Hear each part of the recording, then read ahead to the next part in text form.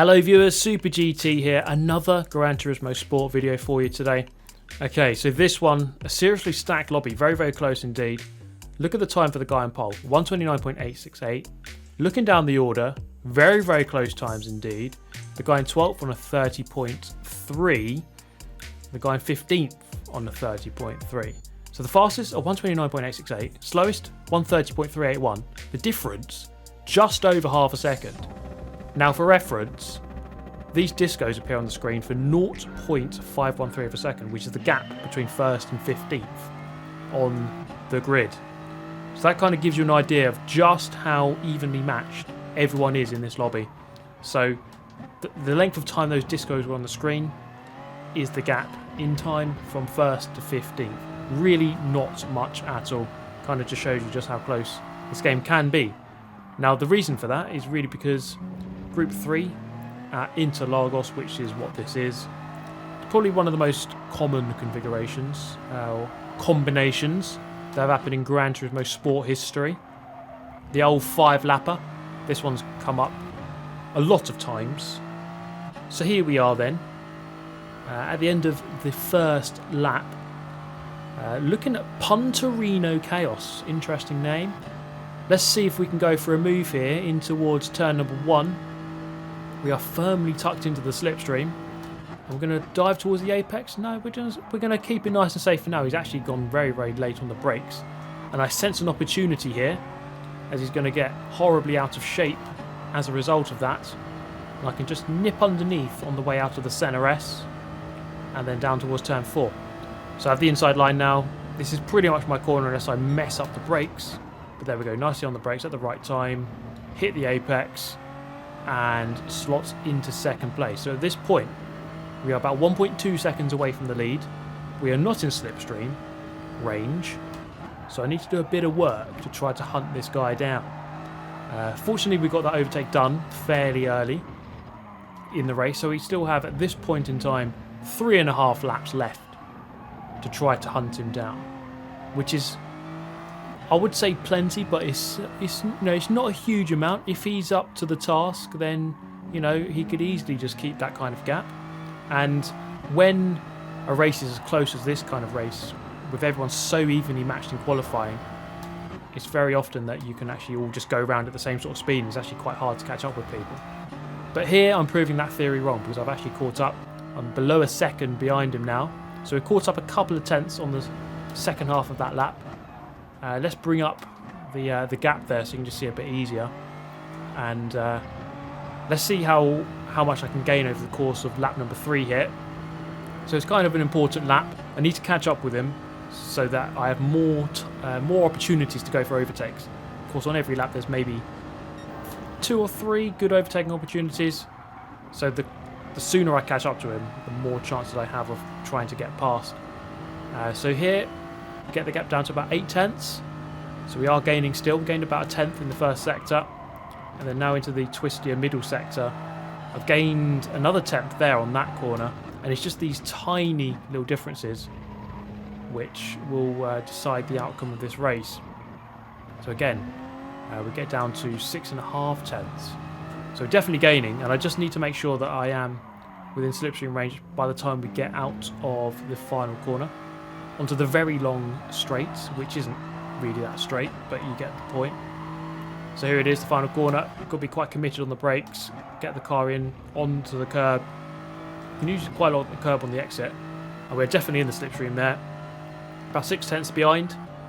By the end of the straight, you can see the difference that makes. We gain maybe about 3 tenths alone there in the slipstream. Try not to outbrake ourselves. We do a little bit. A bit of a jitter there.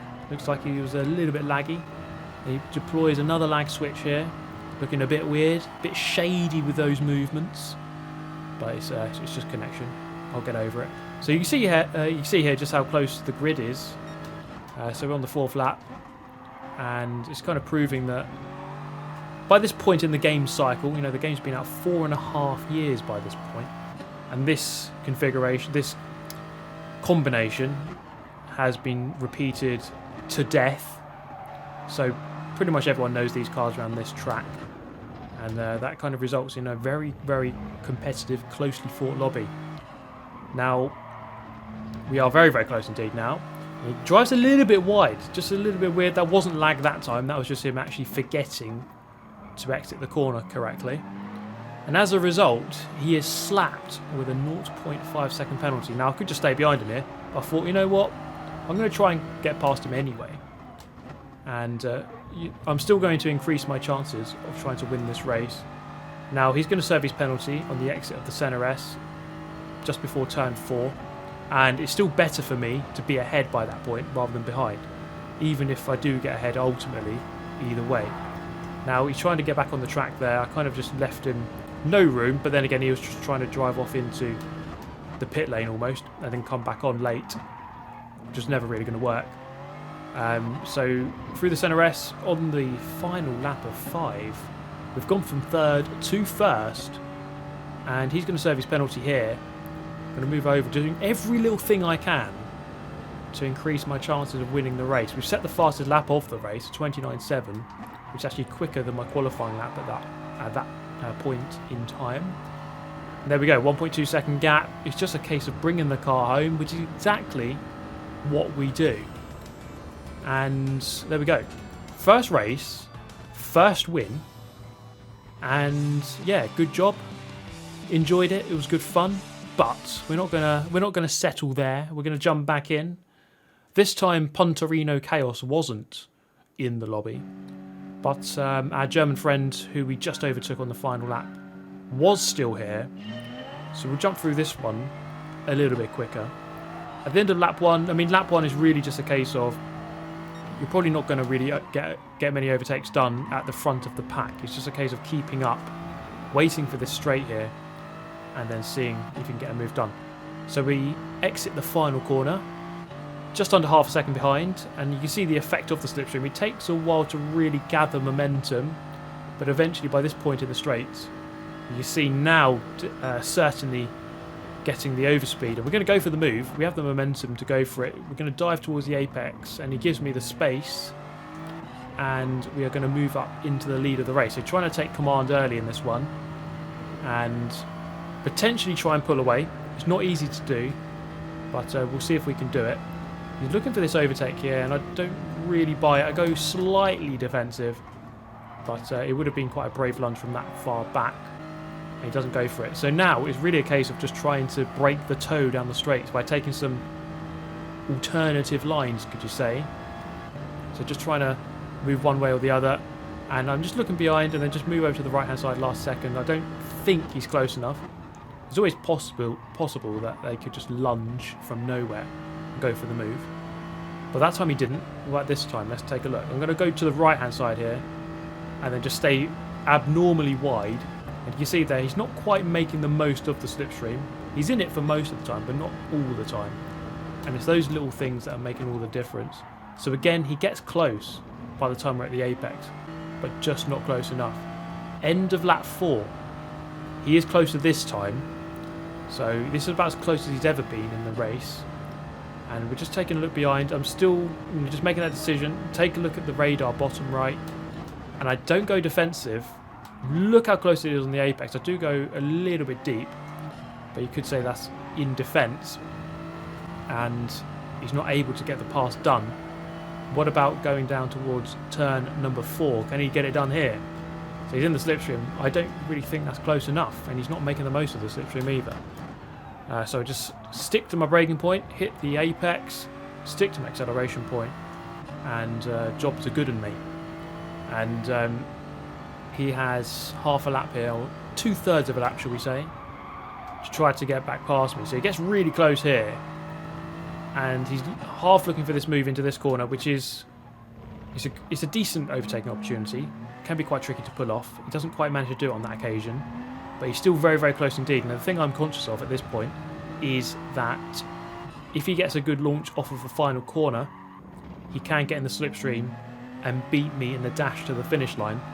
So I do need to take this corner here correctly and the final corner just coming up. Getting on the brakes about 75 metres before the corner, hitting the apex nicely, onto the power as early as possible, onto the exit curb, and then he's actually made a mistake. So I think he was overthinking it perhaps. And I survive to win the second race in a row. So things are going rather to plan. So we joined the third race now, and things were a little bit different. Still very, very close indeed. About 0.4 of a second between first and 12th. So again, still very, very close indeed. Now, the thing that was different about this race, as we skip forward to the end of lap 1, is the fact that the leader has gone for a different car. He is not in the Supra, he is in the Mitsubishi Lancer. Quite an interesting choice, and to be honest, I thought the two Supras here would just go straight past him because that Evo doesn't have the best straight line speed, but it is very good in the corners. And this is the thing I noticed. Through this corner here, look at this long left. The Evo in the lead is able to go through this corner so quickly, and then the next corner as well. The Supra have to lift through that corner. Through the final corner here, it just gets a really good launch. It looks just really easy to drive through that final corner. And then as we enter the straight, it's just got a nice gap. And it takes too long for the Supra's top speed to reel that Evo in. So he's driving that car to its strengths. Let's see if we can go for second here. German's going to defend to the left. We're going to try the overtake around the outside. It's not quite going to work. And at this point, we're only slowing each other down when really we could be working together to try to catch up. At the end of lap 4, we did catch up slightly. We need to get this corner right here because we're going to come up towards the final lap. The Evo just looking so good and composed through that corner. It has so much grip in the fast sweeping corners especially, and we weren't really able to get close enough to it. But this is where things changed in my favour. This was quite an incredible moment because as we come through the Senna S, we're really pushing the track limits, and the two guys in front both get a penalty because they both pushed it that pixel too far.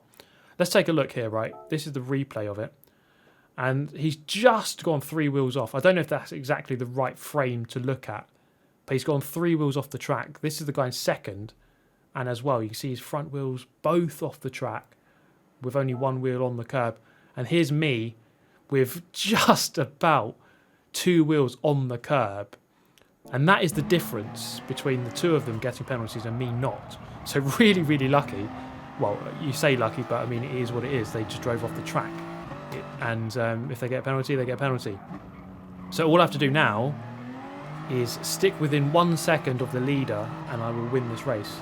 It sounds easy, but I do have a car in between, and if I don't get this corner right, then I could easily just lose the toe.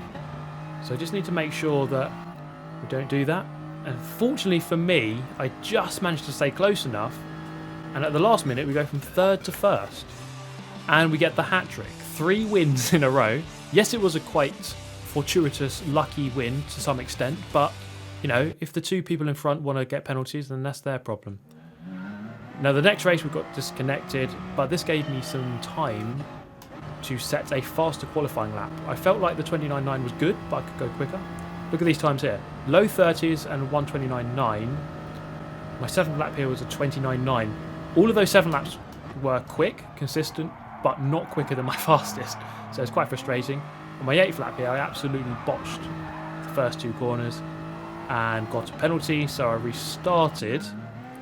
And sometimes just restarting the session can actually help quite a lot. It can refresh your mind. Now, for the first sector here, on the first lap, I was a 10th down. For the second sector, I gained back exactly the same amount of time, so it was really just a case of trying to go through the final sector quicker, because I'm against the car record here. As we cross the line, I do improve slightly, not by much, but just a little bit. But that's all you're trying to do at this point. You're just trying to chip away the small amounts of time, and we improve again on the second lap. So we are getting that time down. By the end of lap 5, my optimum was a 29.666. So I knew I could go a couple of tenths quicker. And then on lap 6, I'm going to show you my fastest lap. So this is the braking point I use for the first corner, which is just this big X on the side of the track. It's kind of hard to see, but once you know it's where it is, it's a good braking point. Through the Senna S, just really capitalising on the exit speed, as you're going to be gaining all the way down this hill. So it's really about getting a good line through turn 1 and getting on the power early through the right. Look for the 100 board here on the power, on the brakes. take as much curb as possible onto the power again, making the most of the track. And that's going to give you a good drive up this hill. This is a difficult corner, this, because it's kind of a double corner into one. Chop off loads of speed here, and then let the car rotate, and then come back for lots of power on the second half, powering out to the outside. And you need to take this line. You need to go 2 wheels onto the grass. In fact, I could have taken a lot more grass there. You need to go... I mean, you saw in the last replay where people are just pushing the track limits. You need to be right against the limit, basically. So through here, turned in a little bit early, on the power as early as possible. Through this left-hander, you need a bit of a lift in the Supra. And then into the final quarter, be quite committed just before the 50 board. Get the car turned in, onto the power as early as you dare, and can control. And we are up on our fastest lap, so I know that this is going to be a good one. Going to keep it to the left for a slightly quicker run, and we get a 7.37. So I'm quite happy with that lap. I know I can go quicker, but for now, it's a good time. So we jump into the next race. Turns out that that improvement would not have changed my grid position, but still, we're happy with the improvement. And we're going to jump into one final race to see if we can make it 4 wins in a row. We've had a good run so far, 3 wins back to back. Can we make it 4? It's going to be difficult from P4, but we'll do all we can. Now we need to work together to an extent here, because if we start fighting too much, then the leader is going to pull away. This is the end of lap 1, beginning of lap 2, in towards the centre S. The Porsche just in front, just overcooking it slightly. And like I did in a previous race, just trying to get the undercut here. It's not quite going to work as it did before. But we're going to go for the classic bump draft into betrayal signature move. So we're going to bump him, make him think we're working with him, but then just dive up the inside last minute. So the classic betrayal move there, you love to see it. So we're up into third with a bit of work to do now, with a bit of a gap here to the 2 Spaniards in first and second. But fortunately for me, they start fighting quite a bit, and you see just how much we gain here, just in those last 2 corners. We gain we halve the gap from what it was, and all I need to make sure is just that we are in the slipstream range, onto the back straight, onto the main straight, and therefore we would be into a good position with a good chance of trying to win this one. But this is where things change, because this guy in second just makes a mistake, and as a result I just take a horrible line for the final corner because I was kind of just put off by that, and I lose a fair amount of time to the leader. And you can see that he just gains maybe half a second, and then the Porsche gets back past. So it's one little moment that just went against us, and yeah, it just didn't really help at all. And we lost time and a position, just really not what you want, especially in a race so close. I'm now like a 1.5 seconds behind the leader, so even if I were to gain 4 tenths a lap, you know, I would only then just be behind him still.